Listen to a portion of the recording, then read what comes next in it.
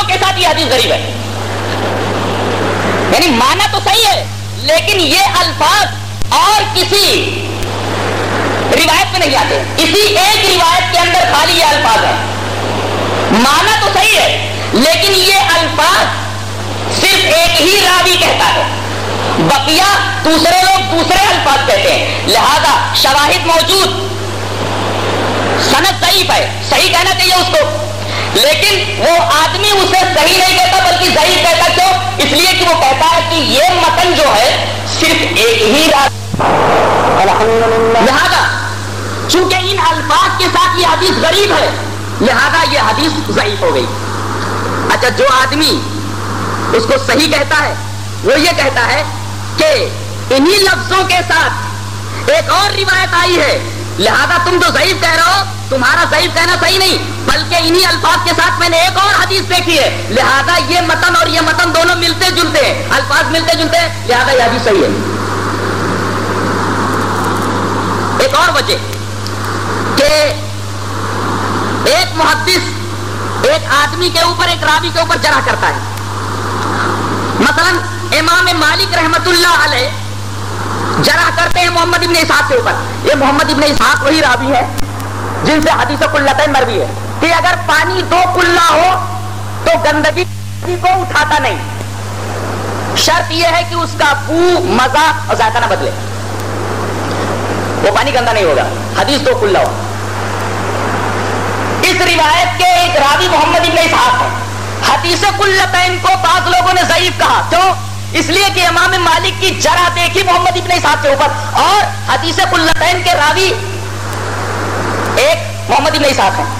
اب بعض لوگوں نے اس حدیث کو جو ضعیف کہا اس وجہ سے کہا ہے کہ امام مالک رحمت اللہ علیہ نے محمد ابن اسحاق کے اوپر جرح کی ہے, اور بعض لوگ کہتے ہیں نہیں یہ صحیح ہے. کیوں؟ اس لیے کہ جو صحیح کہتا ہے اسے یہ معلوم ہے کہ امام مالک نے محمد ابن اسحاق کے اوپر جرح تو کی ہے لیکن بعد میں رجوع بھی کر لیا کہ میں نے آپ پر جو جرح کی ہے وہ جرح میں نے ذرا غصے میں آ کر کے یا بشری تقاضے کی بنا پر آپ پر جرح کر دی تھی لہذا میں اپنی جرح سے رجوع کرتا ہوں. تو جن کو رجوع معلوم ہے امام مالک کا محمد ابن اسحاق کے تئیں, وہ محمد ابن اسحاق کی اس روایت حدیث قلتین کو صحیح قرار دیتے, اور جن کو امام مالک کا رجوع معلوم نہیں ہے کہ انہوں نے محمد ابن اسحاق سے رجوع کر لیا ہے, وہ حدیث قلتین کو ضعیف قرار دیتے. یعنی کتنی مغز ماری ہے اس فن کے اندر. محدثین نے اس فن کو ایجاد کرنے کے بعد کتنی محنت شاختہ اٹھائی ہے کہ ایک حدیث کس درجے پر پہنچ کر کے صحیح یا ضعیف ہوتی ہے. اچھا, یہ بھی دیکھیے کہ اگر کوئی آدمی جرح کرتا ہے تو شرط یہ ہے کہ یہ جرح اس وقت تسلیم کی جائے گی جب جرح مفسر ہو.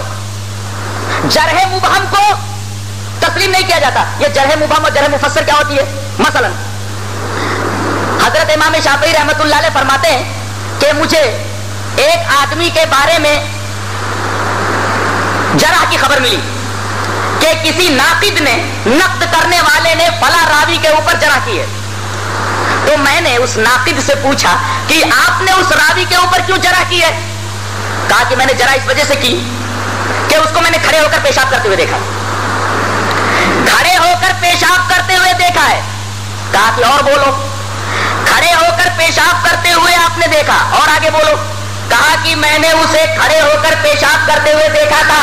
اب ظاہر ہے کہ چھینٹے اس کے کپڑوں پر پڑے ہوں گے اور اسی کپڑے میں اس نے نماز پڑھی ہوگی, تو وہ صدوق کہاں رہا؟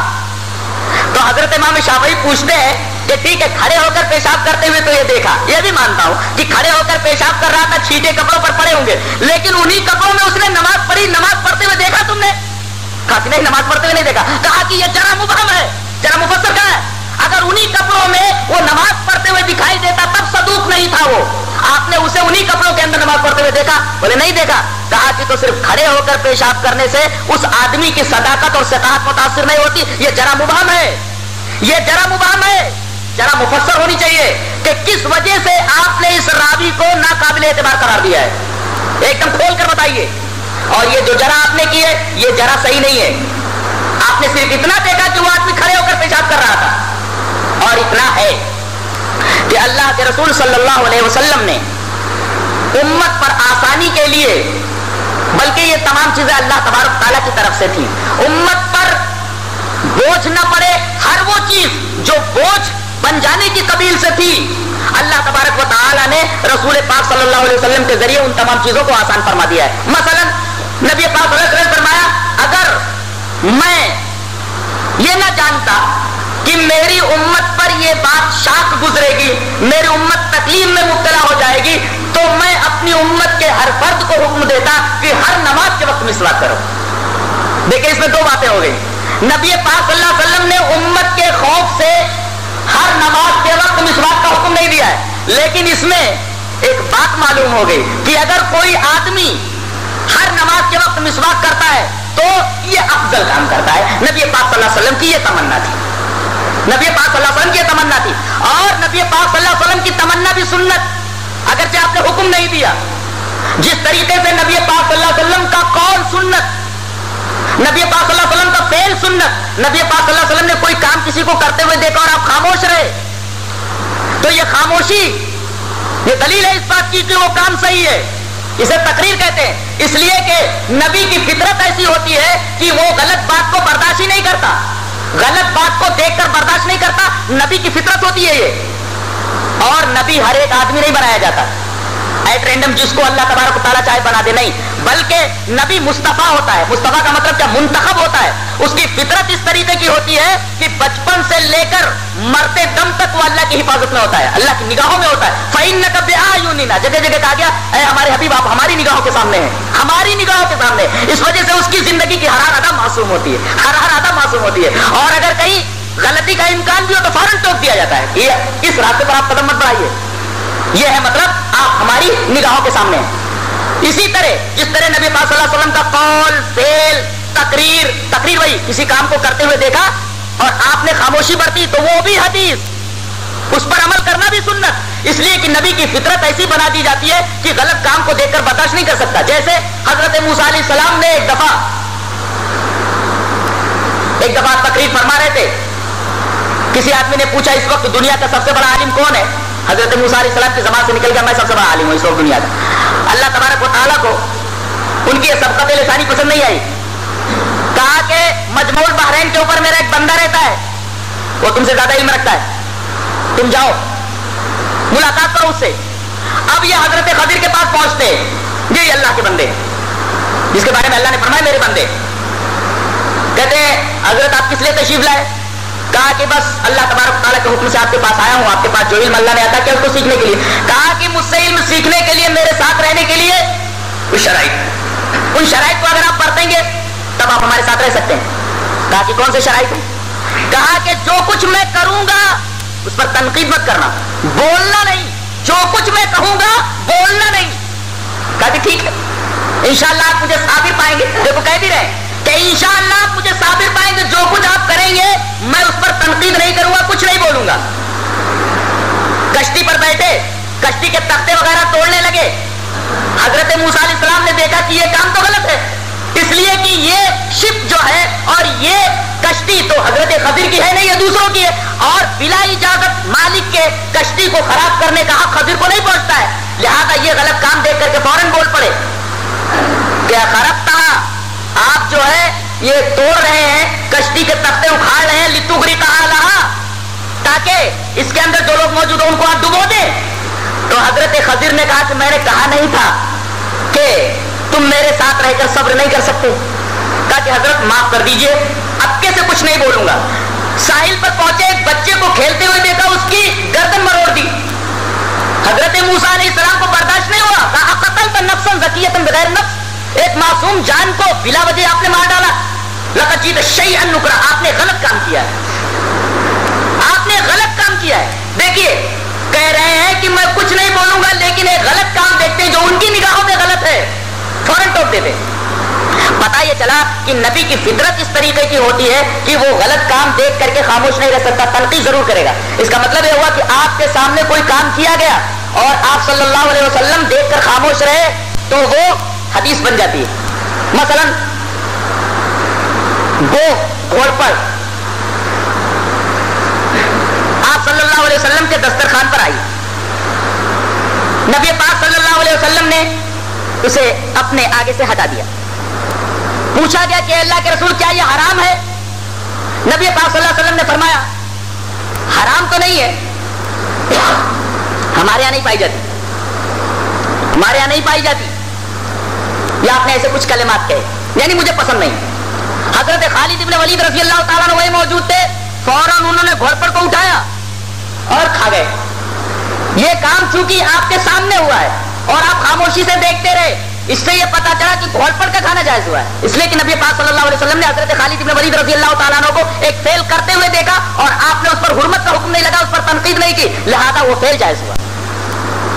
مطلب یہ ہوا کہ نبی پاک صلی اللہ علیہ وسلم نے امتیوں کے اوپر اللہ کے حکم سے بڑی آسانیاں فرمائی ہیں۔ کچھ چیزیں اگر ایسی ضروری قرار دے دیتے تو امت مشقت میں پھنس جاتی، لیکن تمنا یہ تھی کہ کاش امت اس کو کرتی۔ اگر ان چیزوں کو امت کرے تو وہ بھی سنت، اگرچہ آپ نے اس کا حکم نہیں دیا، صرف تمنا کی۔ مثلا تراویح کے تعلق سے آپ نے 3 رات تک پڑھائی ہے، 3 رات تک، چوتھے دن تمام صحابہ کرام حاضر ہوئے، نبی پاک صلی اللہ علیہ وسلم باہر نہیں آئے۔ فجر میں جب آپ تشریف لائے تو لوگوں نے پوچھا کہ اللہ کے رسول ہم آپ کے منتظر تھے، آپ تشریف نہیں لائے؟ کہا کہ میں دیکھ رہا تھا تمہارا جمع ہونا اور تمہارا اشتیاق تراویح کے تعلق سے، میں اس وجہ سے باہر نہیں نکلا کہ کہیں یہ طاق نماز تمہارے اوپر، خشیت ان یکتب علیکم الوتر، کہیں یہ طاق نماز تمہارے اوپر فرض نہ ہو جائے۔ گویا کہ فرضیت کے خوف سے میں نے یہ نماز جماعت کے ساتھ نہیں پائی، اگر جماعت کے ساتھ فرض کر دی جاتی تو پھر تم مشقت میں مبتلا ہو جاتے۔ تو دیکھیے نبی پاک صلی اللہ علیہ وسلم کی تمنا تو یہ تھی کہ میں جماعت کے ساتھ پڑھاؤں، 3 رات آپ نے پڑھایا، تمنا یہ تھی کہ پڑھاؤں، لیکن فرضیت کے خوف سے آپ نے ایسا نہیں کیا۔ لہذا اگر کوئی آدمی پورے مہینے تراویح بالجماعت پڑھتا ہے تو وہ نبی پاک صلی اللہ علیہ وسلم کی تمنا کے اوپر عمل کرتا ہے، اور آپ کی تمنا بھی حدیث ہے۔ لہذا یہ اعتراض کرنا کہ آپ نے 3 رات پڑھی پورے مہینے کیوں پڑھتے ہو، ایک غلیظ ذہن کا سوال ہے، اس لیے کہ اسے یہ معلوم نہیں کہ نبی پاک صلی اللہ علیہ وسلم کی تمنا بھی حدیث ہے، اور تمنا کے اوپر عمل کرنا بھی سنت کے اوپر عمل کرنا ہے۔ میرے تمنا تھی کہ نہیں تھی کہ اگر فرضیت کا خوف نہ ہوتا تو میں آج بھی تم کو جماعت کے ساتھ یہ نماز پڑھاتا۔ میں نے اس وجہ سے جماعت کے ساتھ نہیں پڑھایا کہ کہیں یہ تمہارے اوپر فرض نہ ہو جائے، فرضیت کا خوف نہ ہوتا تو میں تمہیں پڑھاتا، تمنا تھی کہ پڑھاؤ۔ بتاؤ کہ نبی پاک صلی اللہ علیہ وسلم کا قول جس طرح حدیث، جس طرح سنت، اسی طرح عمل بھی سنت اور حدیث، تقریر بھی آپ کی حدیث اور سنت، اسی طرح آپ کی تمنا بھی حدیث اور آپ کی تمنا بھی سنت۔ ایک دلیل اور دوں، نبی پاک صلی اللہ علیہ وسلم نے فرمایا کہ دیکھو یہودی عاشورہ کا 1 روزہ رکھتے ہیں، صرف 10ویں کو۔ نبی بھائی ہوتا ہے، میں زیادہ حقدار ہوں کہ یہ روزہ رکھوں، اور آپ صلی اللہ علیہ وسلم نے فرمایا اگر اگلے سال زندگی نے وفا کی تو میں 1 دن اس کے ساتھ آگے یا پیچھے ملا لوں گا، 9 10 یا 10 11 کر لوں گا تاکہ یہودیوں کی مخالفت ہو جائے۔